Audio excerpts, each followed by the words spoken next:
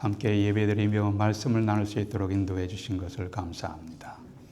아버지 하나님, 세상이 혼란하지만 우리의 믿음은 흔들리는 세상 가운데 흔들리지 않는 믿음의 성도들이 될 수 있도록, 하나님의 자녀들이 될 수 있도록 아버지 하나님 축복해 주시옵소서. 출타 중이신 이창한 목사님 견고하게 강하게 붙잡아 주셔서 다음 주에 건강한 모습으로 만나게 될 수 있도록 그의 일정과 가족들 축복해 주시옵소서. 저희들이 미국에 살고 있는데 미국 지도자들에게 지혜를 주셔서 미국을 세계의 강국이면서 또한 공평한 나라로 잘 이끌게 될 수 있도록 하나님 지혜를 주시옵소서. 한국도 주님 저희들의 나라입니다. 저희들의 뿌리가 있는 나라이오니 아버지 하나님 한국의 지도자들에게도 지혜를 주셔서 한국 백성들을 위로하고 아버지 하나님 지혜 가운데 지혜롭게 잘 인도하는 지도자들이 되게 해 주시옵소서. 계리 침례교회에서 함께 말씀을 나눌 때 말씀을 증거하는 자나 말씀을 받는 자가 동일하게 하나님의 진리의 말씀으로 인하여 즐거워하며 감사하는 시간이 될 수 있도록 축복해 주시옵소서. 우리 주 예수 그리스도의 이름으로 기도하옵나이다. 아멘. 오늘 말씀 제목이 너희는 마음에 근심하지 말라. 저를 따라서 하세요. 너희는 마음에 근심하지 말라. 제가 한 것이 아니라 주님께서 하신 말씀이에요. 왜 마음에 근심하지 말라 그랬을까요? 왜 주님께서 제자들에게 너희는 마음에 근심하지 말라, 왜 마음에 근심하지 말라 그랬을까요? 네? 다 알아서 하시니까. 제자들이 마음에 근심이 많으니까. 근심이 많은 제자들이에요. 근심이 많습니다. 마음에 품었던 꿈이 깨어진 사람들이 있습니다. 자신들 생각에는 내 마음에 품었던 꿈이 깨어졌어요. 큰 기대가 무너지고 낙심과 혼돈을 경험한 사람들이 있습니다. 누구인가요? 우리 동시에 오늘 말씀에 나온 제자들도 그러했습니다. 사실은 예수님의 제자들이나 우리나 삶의 모습이 same 비슷해요. 그 사람이 그 사람이에요. 금요일 주님께서 십자가 죽음을 앞두고 목요일 저녁에 주님의 사랑하는 제자들에게 주신 말씀이 요한복음 13장, 14장, 15장, 16장 목요일 저녁에, 그리고 17장까지인데 17장은 주님의 기도입니다. 목요일 저녁 내일이면 금요일이면 예수님께서 십자가에서 달려 돌아가실 전인데 이것은 마치 유언과도 같은 것입니다. 중요한 메시지예요. 중요한 메시지 13장, 14장, 15장, 16장 그리고 17장에서 주님께서 간절히 17장 전체를 다 주님께서 기도하신 모습을 보게 됩니다. 13장에서 3년간 동고동락한 제자들을 향해서 이런 말씀을 하십니다. 너희 중에 식탁에서 함께 식사를 하는 중에 마지막 만찬이죠. 최후의 만찬이죠. 나누는 중에 너희 중에 하나가 나를 팔리라. 그렇게 말씀하셨습니다. 이때 식탁에 둘러앉은 제자들이 당황했습니다. 아니 3년간 함께 먹고 마시고 함께 사역했는데 우리 중에 한 사람이 주님을 돈 받고 판다니요. 갑자기 당황했습니다. 술렁이기 시작했습니다. 누가 감히 돈을 받고 선생님을 배반할 수 있단 말인가? 상상할 수가 없었습니다. 또한 주님은 이런 말씀하십니다. 13장 33절에서 내가 잠시 여기 있지만 곧 너희 곁을 떠날 터인데 내가 가는 곳에 너희는 따라올 수가 없다. 이게 또 무슨 말이에요? 내가 가는 곳에 너희가 따라올 수 없다니요. 무슨 말씀을 그렇게 하십니까? 이에 베드로가 이렇게 말합니다. 주여 어디로 가시나이까? 주를 위하여 내 목숨을 버리겠나이라고 결연하게 고백합니다. 저녁 식사 분위기가 완전히 어두워졌습니다. 무거워졌습니다. 이때 베드로와 제자들이 더욱 당황해서 당황하게 하신 주님의 말씀이 38절에 이렇게 나옵니다. 베드로야, 내가 진실로 내게 이르노니 닭 울기 전에 네가 3번이나 나를 부인하리라. 아니, 3년 동안 함께 신앙을 고백하며 주님을 섬겼는데 이게 무슨 말씀입니까? 닭 울기 전에 3번이나 네가 나를 부인하리라. 이것은 충격적인 말씀이에요. 그러니까 제자들이 당황했죠. 근심했죠. 고민했죠. 어찌할 바를 몰랐습니다. 직업과 친구와 고향을 떠나서 주님과 함께 메시아 왕국의 건설을 꿈을 꾸면서 주님을 이제까지 쫓아왔습니다. 그런데 이제 와서 우리 곁을 떠나신다니요. 품었던 소망은 절망이 되었습니다. 꿈꿨던 꿈이 깨지는 순간이었습니다. 이렇게 이들은 술렁이고 긴장하며 혼동하기 시작했습니다. 여러분과 저의 삶에도 예상치 못한 일을 당함으로 말미암아 우리도 낙심할 때가 있습니다. 우리도 혼동할 때가 있습니다. 믿었던 사람이 갑자기 떠나버린 후에 남아버리는 버림받은 감정, 내가 고통과 아픔 가운데 있을 때 이런 감정을, 이런 일을 어떻게 처리할 수 있는가? 나의 삶을 송두리째 뒤흔들어 놓는 사건, 사고를 당했을 때 나는 어떻게 해야 합니까? 제자들이나 우리나 same 비슷해요. 나의 삶을 바꿔놓고 내가 나를 낙심하게 하고 나는 두려움 가운데 몰아넣는 사건, 사고를 당했을 때 나는 어떻게 할 것인가? 이것이 오늘 메시지의 초점입니다. 첫 번째, 현재 예수 그리스도에 대한 나 자신의 믿음을 확인하십시오. 현재 내가 당황하고 내가 고통당하고 나의 삶을 뒤집어 놓는 각종 사건, 사고 가운데 내가 우선적으로 해야 할 것은 무엇이냐? 내가 예수 그리스도에 대한 나의 믿음이 어떤 모습이었는가? 얼마큼 내가 그리스도를 신뢰하고 있는가? 얼마큼 예수님을 믿는다고 하는가? 확인할 필요가 있습니다. 1절 보세요. 1절 보니까 너희는 마음에 근심하지 말라. 하나님을 믿으니 또 나를 믿으라. 혼돈했습니다. 버림받은 감정을 가진 제자들을 향해서 주님이 이런 말씀하십니다. 근심하지 말어. 너희들이 하나님을 믿지?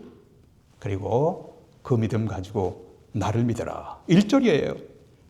여러분, 복음서의 초점은 예수께서는 그리스도다. 헬라어로 그리스도, 히브리어로 메시아, 의미는 구원의 주님인 것을 증거하고 있습니다. 복음서 페이지마다 예수께서 메시아이십니다. 예수께서 그리스도이십니다. 예수께서 구원해 주십니다. 이것을 강력하게 반복해서 증거하고 있습니다. 요한복음에 보니까 오직 이것을 기록하면 너희로 예수께서 하나님의 아들 그리스도이심을 믿게 하려 하며 또 너희로 믿고 그 이름을 힘입어 생명을 얻게 하려 함이니라. 요한복음 20장 31절입니다. 너희는 구약 성경이 증거한 대로 보이지 않는, 육신의 눈에 보이지 않는 하나님을 믿어왔다. 육신의 눈에 보이지 않는 하나님, God is Spirit. 하나님은 영이시기에 육신의 눈으로 보이지 않습니다. 육신의 눈으로 보이지 않는 영이신 하나님을 믿어왔던 것처럼 그런 믿음을 가지고 이제 나 예수 그리스도를 나를 믿어라. 이런 의미가 내포되어 있는 것입니다. 주님은 그리스도시요 살아계신 하나님의 아들임이라고 고백했던 제자들은 예수님을 직접 눈으로 보았습니다. 말씀을 귀로 들었습니다. 주님의 기적을 직접 몸으로 체험했습니다. 그들은 구약 성경의 증언에 따라서 육신의 눈으로 보이지 않는 하나님을 믿어왔습니다. 이제는 육신의 눈으로 보이는 하나님의 아들을 믿어왔습니다. 그런데 이제까지 볼 수 없는 하나님을 믿은 것처럼 이제 내가 너희 곁을 떠나 보이지 않을 때에도 나를 믿어라. 이제까지 육신의 눈으로 보이지 않는 하나님을 구약 성경에 증거했던 아버지 하나님을 믿어왔던 것처럼 그런 믿음을 가지고 내가 너희 곁을 떠난다 할지라도 나를 믿어라. 이건 믿음에 대한 초청입니다. 현재 이들은 상태는 도마와 같은 믿음을 갖고 있었습니다. 주님이 부활하신 후에 다른 제자들이 주님을 보았다고 했을 때 도마가 뭐라고 그랬습니까? 내 눈으로 직접 보기 전에 난 믿을 수가 없어. 대부분 다 그렇습니다. 지금도 그렇잖아요. 내 눈으로 보기 전에 믿을 수가 없다. 도마와 같은 믿음, 그 당시 제자들도 동일하게 그런 믿음을 갖고 있었습니다. 이때 주님이 다시 도마에게 나타났습니다. 그리고 요한복음 20장 29절에 이렇게 말씀합니다. 너는 나를 본고로 믿느냐? 이제 봤지? 본고로 믿느냐? 보지 못하고 믿는 자들은 복되도다라고 하셨습니다. 신실한 증인들의 증거를 믿고 신약과 구약 성경에 증거하는 그 신실한 하나님의 감동으로 기록된 성경의 증거를 믿고 보이지 않는 나를 믿는 자는 복이 있느니라. 그런 말씀이에요. 제자들은 주님을 직접 보았습니다. 기적을 경험했습니다. 제자들을 곁을 떠나 보이지 않을 때에도 주님은 나를 믿으라 이렇게 초청하십니다. 너희가 육신의 눈으로 볼 수 없는 아버지 하나님을 믿는 것처럼 곧 나를 볼 수 없게 될 터인데 볼 수 없게 될지라도 그때에도 나를 믿으라. 요한복음 이제 16장에 가면은 이런 표현을 하십니다. 내가 너희 곁을 떠나가면 보혜사 성령께서 너희를 진리 가운데로 인도하실 것이니라.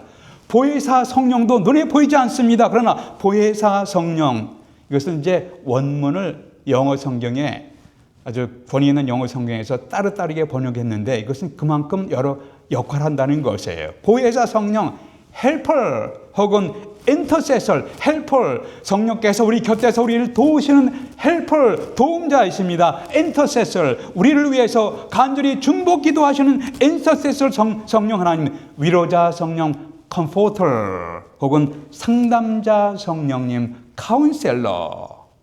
이 성령께서, 보혜사 성령께서, 위로자 성령께서, 상담자 성령께서, 중보기도자 성령께서 너희를 진리 가운데로 인도하실 것이니라.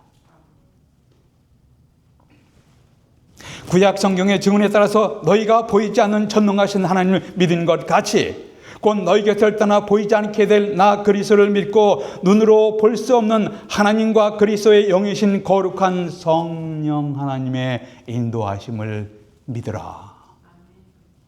그런 메시지예요.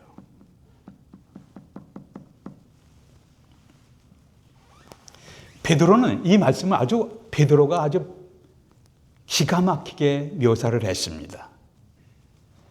베드로전서 1장 8절 9절에 이렇게 묘사했습니다. 너희가 예수를 너희가 보지 못하였으나 사랑하는 도다.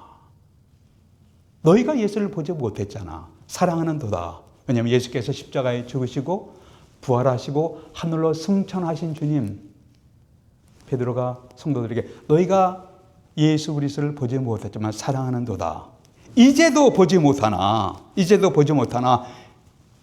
죽으시고 십자가에 돌아가시고 부활하시고 하늘로 승천하신 하나님, 이제도 너희 육신으로 보지 못하나 이렇게 표현하고 있습니다. 이제도 보지 못하나 믿고 말할 수 없는 영광스러운 즐거움으로 기뻐하니 믿음의 결국 곧 영혼의 구원을 받음이라. 사도 베드로는 주님과 함께 있었던 사람이었습니다. 그의 일거수일투족을 정확히 본 사람이었습니다. 사도 베드로가 증거하기를 우리가 현재 너희가 육신의 눈으로 예수 그리스도를 보지 못하나 그를 사랑하는도다. 지금도 보지 못하나 이미 하늘로 승천하신 그리스도를 보지 못하나 그분을 믿고 구약 성경의 증거, 신약 성경의 증거, 신실한 증인들의 증거를 통해서 그를 믿고 보지 못하나 믿고 말할 수 없는 영광스러운 즐거움으로 기뻐하니 믿음의 결국 곧 영혼의 구원을 받음이라. 현재 여러분과 저는 21세기를 살아가고 있습니다. 우리는 주님의 제자들과 함께 3년 동안 직접 눈으로 보질 못했습니다. 주님과 함께 직접 동행하는 경험도 없습니다. 주님과 함께 이야기하는 경험도 없습니다. 주님의 기적을 직접 눈으로 목격하지도 못했습니다. 그러나 제자들이 구약 성경의 증언에 따라서 볼 수 없는 하나님을 믿은 것처럼 이제 볼 수 없게 될 그리스도를 믿어야 할 것처럼 하나님과 그리스도의 영이신 성령 하나님을 믿고 인도함을 받아야 하는 것처럼 우리도 성경의 증언에 따라서 그런 믿음을 예수 그리스도에게 두라. 그런 믿음에 초청을 하는 메시지예요.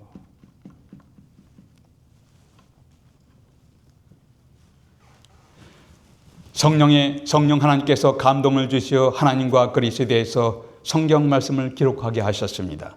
우리에게 있는 성경이 바로 그 하나님의 감동으로 기록된 하나님의 사람들이 하나님의 감동을 받아 하나님의 메시지, 하나님의 뜻을 정확하게 기록한 것이 무엇이냐면 성경이에요. 디모데후서에서 모든 성경은 하나님의 감동으로 된 것으로 교훈과 책망과 바르게 함과 의로 교육하기에 유익하니 이는 하나님의 사람으로 온전케 하며 모든 선한 일을 행하기에 온전케 하려 함이니라. 그리스도에 대해서 성경 말씀이 기록됐습니다. 그리고 성경이 증거하시는 그리스도를 믿고 죄로 인한 심판과 멸망에서 구원받을 것을 초청하는 메시지가 성경이에요.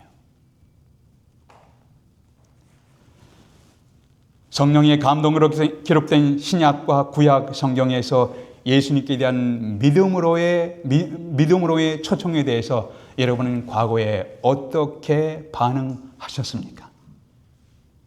앞으로 어떻게 성경이 예수님에 대한 믿음의 초청을 할 때 여러분 어떻게 반응하시겠습니까?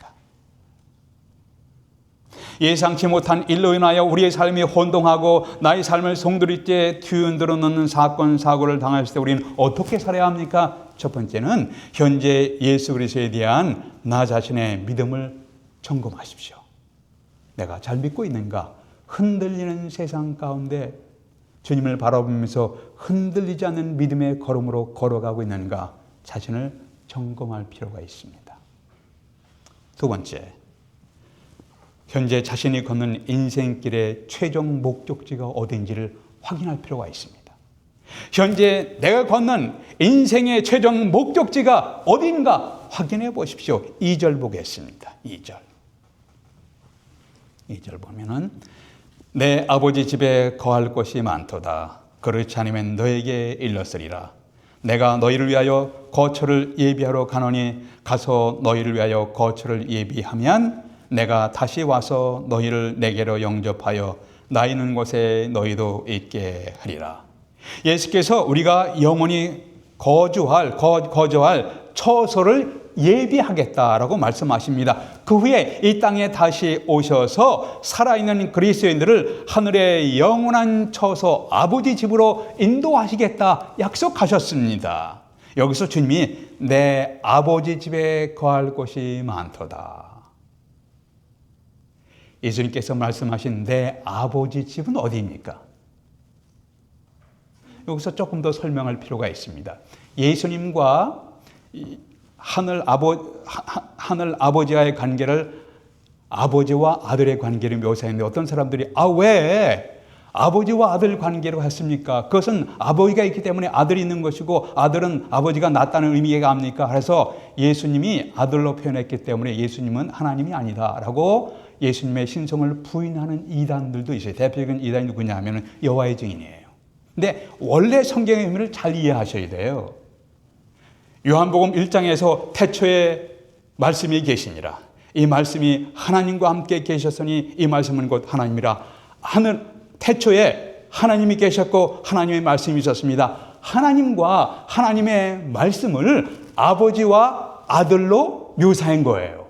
인간들이 알아듣기 쉽게 이게 어떻게 그렇게 할 수 있습니까? 하나님께서 성경에서 하나님과 하나님의 말씀에 대한 묘사를 아버지와 아들로 묘사했습니다. 그 당시 유대인들은 첫 번째는 아들과 아버지의 관계에서 아들은 아버지의 DNA를 그대로 전수받은 자예요. 아들은 아버지와 본질적으로 동일한 거예요. 여러분 빌립보서 2장에서 뭐라고 말씀했습니까? 그리스도의 마음을 품으라. 그는 하나님과 본질적으로 동등하시지만 동등함을 취할 것으로 여기지 아니하시고 자기를 낮춰 종의 형체를 가졌다. 예수 그리스도는 아들 하나님은 아버지 하나님과 동등하시고 본질적으로 동등하신 분입니다. 그렇기 때문에 아버지와 아들로 표현한 것이지 아들이 더 열등하다 그 의미가 아니에요. 요한복음 5장에서도 안식일에 주님이 병자를 고치셨습니다. 그러니까 유대인들이 막 반발하죠. 안식일을 범했다고. 그때 주님이 이런 말씀하십니다. 내 아버지께서 일하시니 나도 일한다.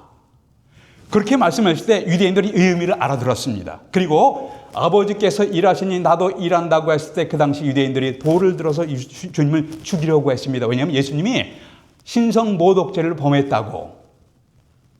그 당시 고대에는 아버지의 직업을 그대로 아들이 물려받았습니다. 아버지가 농부이면 아들도 농사를 지었습니다. 아버지가 목수이면 아들도 목수 역할을 했습니다. 예를 들어서 예수님의 법적인 아버지, 진짜 아버지가 아니라 법적으로 아버지인 요셉도 뭐였습니까? 직업이 뭐였습니까? 목수였습니다. 예수님이 그 당시에 복음서에 뭐라고 불렀습니까? 나사렛 목수. 현재는 아버지가 무슨 일을 해도 아들은 자기 직업을 마음대로 선택할 수 있어요. 그러나 고대는 안 그랬습니다. 아버지의 직업을 그대로 이어받는 것이 그 당시 아들이었습니다. 아버지께서 하신 일을 그대로 하는 것이에요. 그런 의미에서 예수님은 하나님의 아들로서 아버지 하나님께서 하시는 일을 그대로 이 땅에서 행하시면서 아버지가 누군지를 보여주신 분입니다. 본질적으로 동일하신 분이세요. 하늘 아버지께서 행하신 일을 그대로 이 땅에서 행하시는 분이세요. 그래서 아버지와 아들로 표현하신 것이지 뭐 예수님이 열등하다 그 의미가 절대 아니에요. 이단들이 성경의 배경을 잘 모르는 사람들이 특별히 이단들이 이것을 이용해서 예수님은 피조물이지 하나님이 아니다라고 하면서 잘못되게 사람들을 미혹하는 경향이 있는데 우리가 성경의 의미를 정확하게 알 필요가 있습니다. 다시 말씀드립니다. 아버지와 아들로 하나님과 하나님의 말씀을 아버지와 아들로 묘사한 것은 아버지와 아들이 동등하다 본질적으로 그대로 DNA를 갖고 있는 거예요. 두 번째는 아버지가 하는 일을 아들도 exactly 그대로 행하기 때문에 아버지와 아들로 묘사하는 것입니다. 오늘 말씀에서 주님이 내 아버지 집에 거할 것이 많다고 하셨는데 여기서 주님이 말씀하신 아버지의 집이 어디입니까? 주님이 요한복음 2장에서 성전에 들어가사 노끈으로 책찍을 만드사 비둘기와 양을 팔고 돈을 바꾸며 장사하는 사람들을 내어 쫓으시며 이렇게 외쳤습니다. 내 아버지의 집으로 장사하는 집을 만들지 말라. 2장에서 내 아버지 주님께서 말씀하신 내 아버지 집은 예루살렘 성전을 가리켰습니다. 그런데 오늘 말씀 14장에서 내 아버지 집에 거할 것이 많도다 하실 때 여기서 내 아버지 집은 예루살렘 성전이 아닙니다. 이전에 벌써 주님은 이미 눈에 보이는 예루살렘 성전이 돌 하나도 돌 위에 남지 않고 무참하게 무너질 것을 이미 예언하셨어요. 내다보셨습니다. 정확하게 40년 후에 로마 제국에 의해서 예루살렘 성전이 처참하게 파괴되었습니다. 그러면 14장에서 거할 것이 많은 내 아버지 집은 어디입니까? 제가 말씀하는 것보다 성경이 이 부분을 뭐라고 말씀하고 있는지를 볼 필요가 있습니다. 옛 것과 새 것을 비교하며 말씀을 전개하신 히브리서에서 그 대답을 보게 됩니다. 히브리서 8장에 보니까 8장에서 이 땅의 장막이 대제사장의 성소에서 제물을 드린 것에 대해서 그들이 이렇게 표현합니다. 그들이 섬기는 것은 하늘에 있는 것의 모형과 그림자라. 히브리서 8장 5절이에요. 그들이 이 땅에서 하는 것은 하늘에 있는 것의 모형과 그림자라. 카피예요. 이 땅에 있는 것은 하늘의 것의 카피라고 표현되어 있습니다. 모형과 그림자예요. 9장에서도 23절 24절에서 하늘에 있는 것들의 모형은 이런 것들로서 하늘에 있는 것들의 모형이 이 땅에 있다는 거예요. 여기서 계속 보니까 그리스도께서는 참것의 그림자인 손으로 만든 성소에 들어가지 아니하시고 바로 그 하늘에 들어가사 이제 우리를 위하여 하나님 앞에 나타나시고 이 땅에서 사람의 손으로 만든 장막, 사람의 손으로 만든 성전은 하늘 성전의 모형과 그림자예요. 여러분, 히브리서 8장과 9장에서 이 모형과 그림자란 말이 반복돼서 나옵니다. 이 땅에 있는 성전과 이 땅에 있는 장막은 하늘 성전의 그림자예요. 모형이에요, 모형이에요. 이 땅에서 사람의 손으로 만든, 사람이 설계하고 사람의 모형으로 만든 하늘의 성전과 하늘의 성전의 모형과 그림자인데, 예루살렘 성전이 하나님 아버지의 집으로 불렸습니다. 그것은 하늘에 있는 하늘 아버지 집, 하나님 아버지 집의 모형과 그림자입니다. 하늘 아버지께서 친히 설계하시고 지으신 집은 하나님께서 그의 백성들과 함께 영원히 거할 거처, 영원한 집, eternal home. 주님의 백성들이 마음껏 예배드리고 마음껏 기뻐하며 살아갈 홈, 집, 거주지가 하늘 아버지의 집입니다. 14장 3절에서 가서 너희를 위해서 거처를 예비하면 내가 다시 와서 너희를 내게로 영접하여 나 있는 곳에 너희도 있게 하리라. 사도행전 1장에서 천사들이 이렇게 말을 합니다. 너희 가운데서 하늘로 올려오신 이 예수는 하늘로 가심을 본 그대로 오시리라. 사도행전 1장 11절입니다. 이러한 사건은 다시 오실, 하늘로 본 그대로 다시 오실 예수님의 재림 사건은 인류 역사의 종말의 사건, 종말에 발생할 위대한 사건입니다. 주님의 재림 사건입니다. 그 재림 이전에 예수님을 구원의 주님으로 믿는 그리스도인들이 사망할 때 어떻게 될 것인가요? 육신을 떠난 영혼은 즉시로, immediately, 즉시로 하나님 앞에 가서 안식을 누리게 됩니다. 그거 어디 나옵니까? 이것을 경험한 사람이 사도행전에 나타난 스데반 집사예요.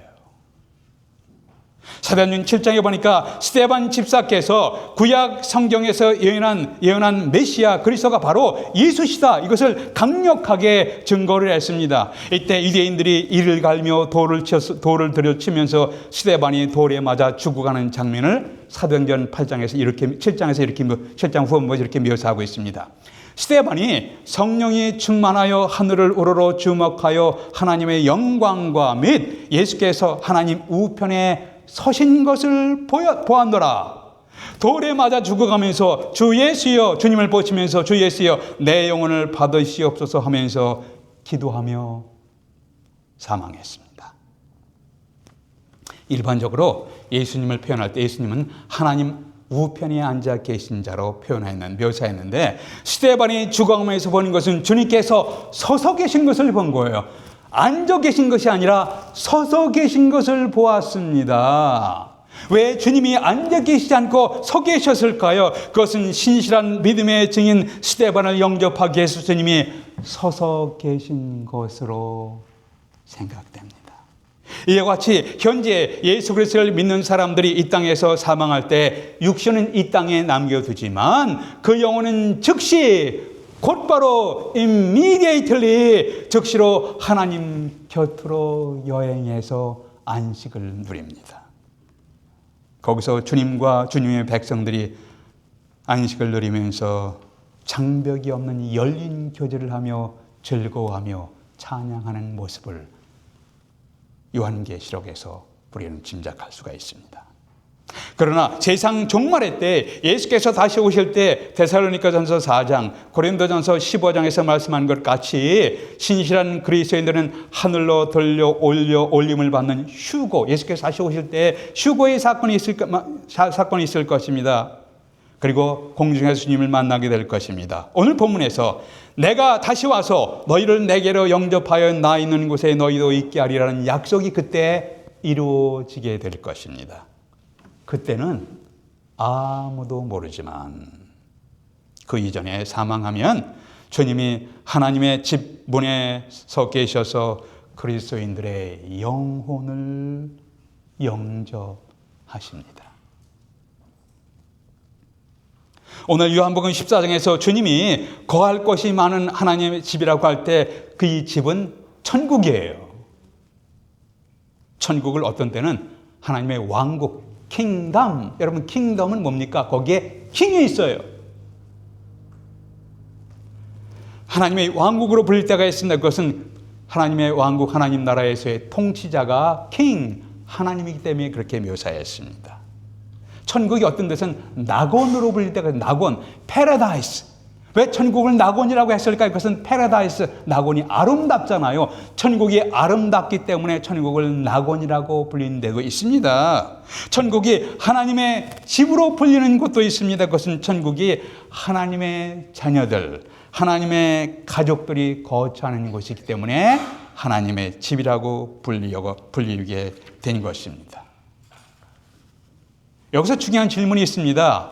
예수께서 약속하신 하늘 아버지의 집에는 내가 거할 영원한 처소가 있을까요? 중요한 질문이에요. 사람들의 입장에서 분주하게 살아갑니다. 자기 나름대로의 성공과 실패와 각종 아픔과 고통을 겪으면서 자기들의 목표를 향해서 걸어가며 뛰어가며 애쓰며 싸우며 살아가고 있습니다. 그들의 훗날 그들이 그렇게 살아가는 인생 마지막 종말에 결국에 거처가 어디가 됐을까요? 어디가 될까요? 현재 여러분이 예수님을 메시아, 그리스도 구원의 주님으로 믿고 영접한 사람은 하나님 나라의 백성이요, 하나님의 자녀이며 하나님의 가족들입니다. 그런 하나님의 백성들, 하나님의 자녀들, 하나님의 가족들을 위해서 영원한 처소가 예비되었습니다. 영원한 집이 예비되었습니다. 여러분을 위해서도 예비되었을까요? 그것은 여러분이 예수님에 대해서 어떤 결정을 하느냐에 따라서 바뀌게 될 것입니다. 요한계시록 21장에 하나님 나라 중심의 거룩한 성 새 예루살렘에 대한 묘사가 나옵니다. 거기에 각종 보석과 순전한 금으로 단장된 아주 아름다운 각종 보석, 금으로 단장된 모습이 나옵니다. 이것은 글자 그대로 보석과 금이 아니라 하나님의 영원한 빛나는 영광, 하나님의 존귀하심, 하나님의 거룩하심, 하나님의 의로우심을 묘사하는 상징으로 사용될 것으로 생각됩니다. 재미있는 이야기가 전해지고 있습니다. 물론 이제 우스개 이야기지만 거기에 중요한 의미가 있습니다. 어느 분이 빛나는 황금을 가지고 천국에 이르렀다고 합니다. 문 앞에서 짐을 검사하는 문지기 천사가 물었습니다. 당신은 무엇을 그렇게 많이 싸가지고 오셨습니까? 라고 보니 그분이 네, 저는 주님께 드리려고 세상에서 가장 귀한 황금 덩어리를 싸가지고 왔습니다. 이때 천사가 이렇게 대답합니다. 아이고, 가지고 오시냐고 수고하셨습니다.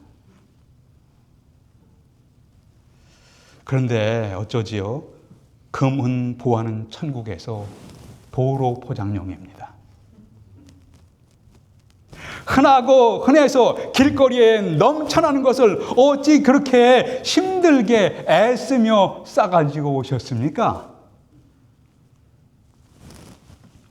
여러분과 제가 자신에게 물어야 할 중요한 질문이 있습니다.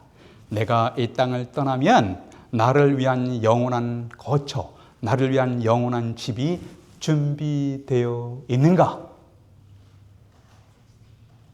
현재 신구약 성경에 증거한 대로 예수님을 메시아, 그리스도, 구원의 주님으로 믿고 영접했는가에 따라서 여러분과 저의 영원한 집, 영원한 거처가 결정될 것입니다. 내가 걷는 인생길의 종착점이 나를 위한 영원한 거처가 종착점에 나를 위한 영원한 거처, 나를 위한 영원한 집, 에터널 홈이 나를 위해, 자녀를 위해, 가족을 위해 준비되었는가? 기도하시겠습니다.